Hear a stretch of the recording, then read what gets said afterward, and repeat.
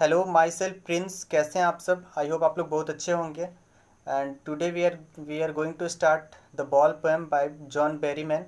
And this will be the fifth poem और poetry series class 10th NCERT English book on, and the poet of this the ball poem is John Berryman. John Berryman एक American poet हैं और इनका जन्म 1914 में America की एक state Oklahoma में हुआ था और 1972 में डेड हो गए थे। ये ड्रीम सॉन्ग के लिए जाने जाते हैं। इनकी पोएम्स काफ़ी अट्रैक्टिव होती हैं। ड्रीम सॉन्ग्स बहुत ज़्यादा लिखते हैं। ये लाइफ की रियलिटी से रूबरू करवाते हैं। ये बहुत अच्छे पोएट हैं। तो ये जो प्रेजेंट पोएम है द बॉल पोएम, इसमें ये बताने की कोशिश की है कि हमारे लाइफ में बहुत सारी चीज़ें आएंगी, बहुत सारी चीज़ें चली जाएंगी। तो जाने वाली चीज़ों से हम ओवरकम कैसे होते हैं, या जाने वाली चीज़ों को लेकर हम रोते रहते हैं।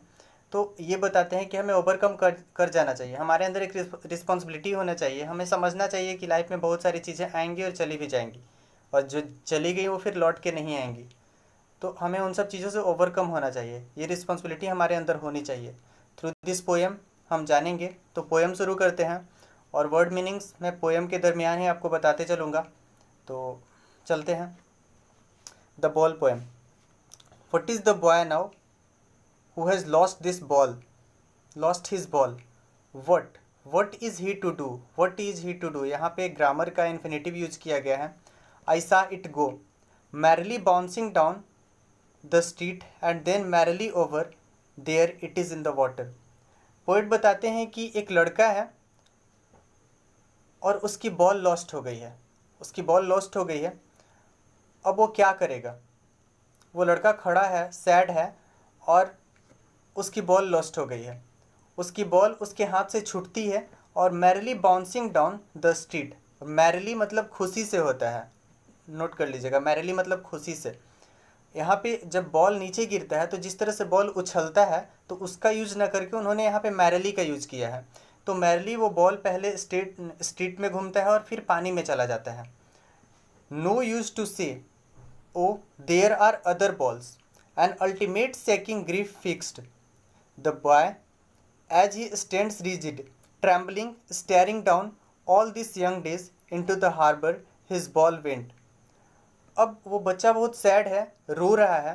तो पोइट बताते हैं कि अब उस बच्चे के पास ये जाके कहना कि दुनिया में और सारी बॉल हैं, और सारी बॉल्स मार्केट में अवेलेबल हैं, तुमको इस बॉल को भूल जाना चाहिए, ये कहना बेकार है। An ultimate shaking grief fixed. वो लड़का अभी बहुत दुख में है, बहुत ही दुख में है। The boy as he stands rigid, वो सॉक्ड है। ट्रैम्बलिंग, वो काँप रहा है। एंड स्टेरिंग डाउन, और उस बॉल की ओर देख रहा है जहाँ से वो बॉल उसके पानी में बह रहा है। All this young days into the harbour his ball went.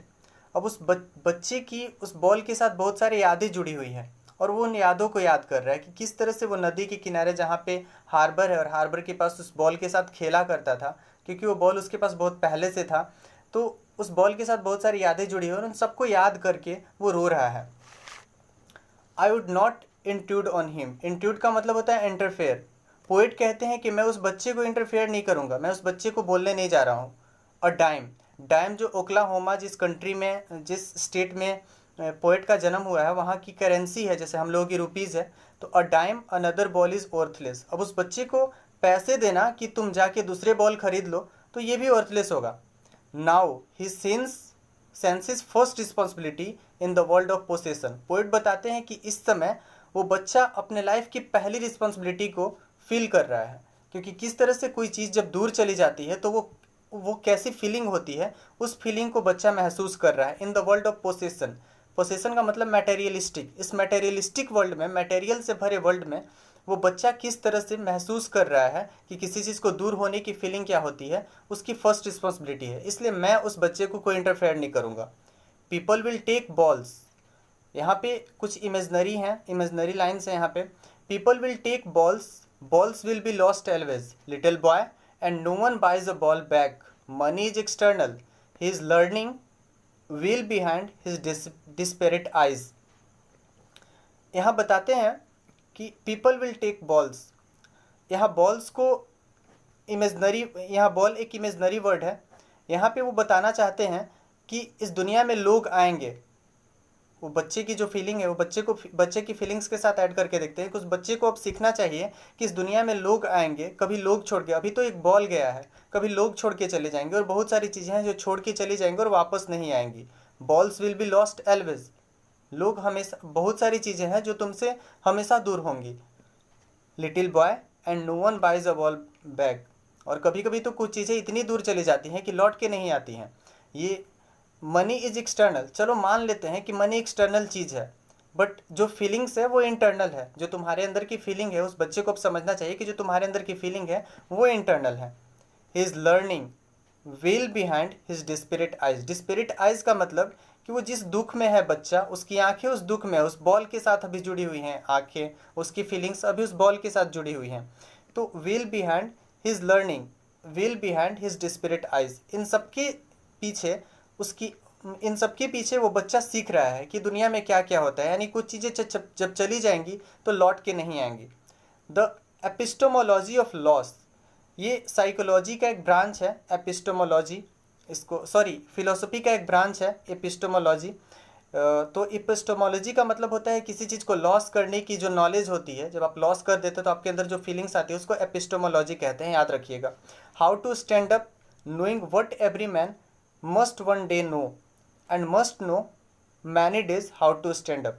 जब एपिस्टोमोलॉजी होता है, जब कोई चीज़ लॉस्ट हो जाते हैं तो उसके बाद की क्या फीलिंग होती है और उसके बाद कैसे रहना चाहिए, कैसे जीना चाहिए, वो बच्चा अब सीख रहा है। Okay, knowing what every man must one day no.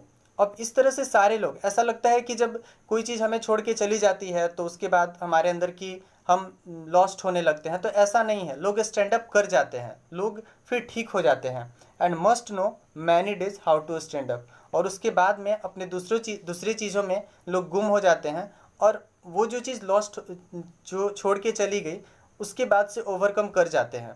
तो इस तरह से पोएट बताते हैं, इस पोएट ये बताने की कोशिश की है कि जब आपको कोई चीज़ छोड़ के चली गई तो उसके बाद आपके अंदर एक रिस्पॉन्सिबिलिटी होनी चाहिए कि उस चीज़ से हम ओवरकम कर जाएं।